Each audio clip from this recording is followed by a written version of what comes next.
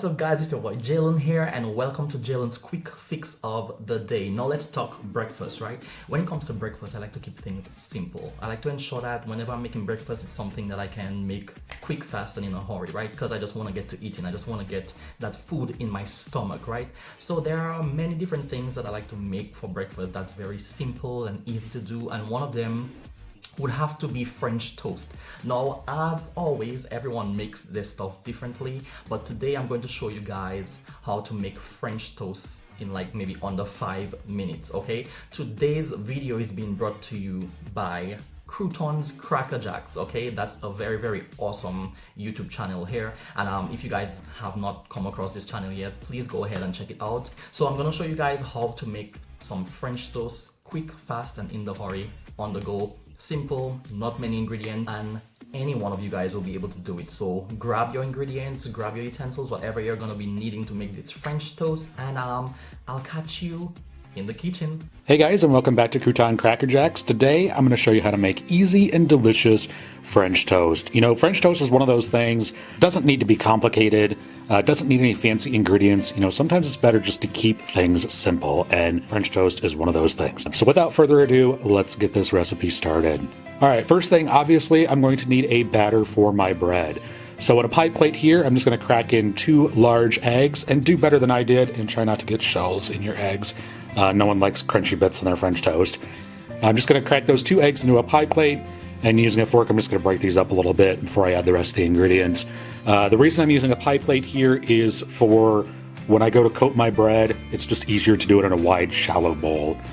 To my eggs, I'm going to add in 1/4 cup of milk. You could also use cream or half and half if you're feeling decadent.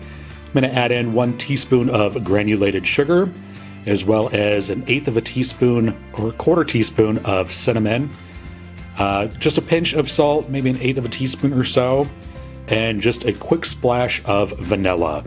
Try and use real vanilla extract though.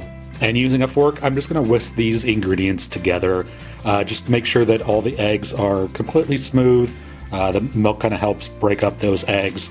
You don't want any globules of egg on your French toast. You want a smooth batter, so just whisk that well. And let me just talk about bread for a minute here. I am using Texas toast. Texas toast is just regular sandwich bread, but it is actually cut thicker than regular sandwich bread.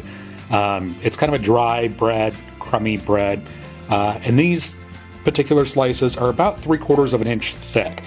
And that's exactly what you want. You want a thick bread for this.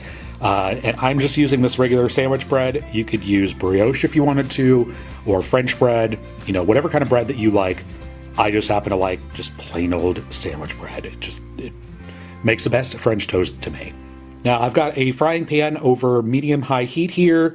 It's actually between medium and medium-high. I'm going to add in about 1 teaspoon of vegetable oil, as well as just a little pat of butter.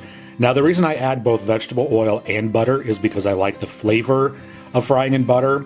As well, butter kind of has a natural non-stick property to it, but the vegetable oil raises the burning point of the butter so the butter doesn't burn, because you definitely don't want burned butter on your French toast.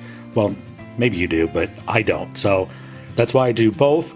And you want to make sure that your butter and oil are hot before you add in your first piece of French toast. Otherwise, your French toast is going to stick, and you don't want it to stick. And you know when it's ready when the solids, the milk solids in the butter start to brown. I don't know how well you can see this in the video, but they're just starting to turn golden. That is the exact time that your pan is ready for your French toast. So what I'm going to do is just kind of mix up my French toast, my batter mixture a little bit here.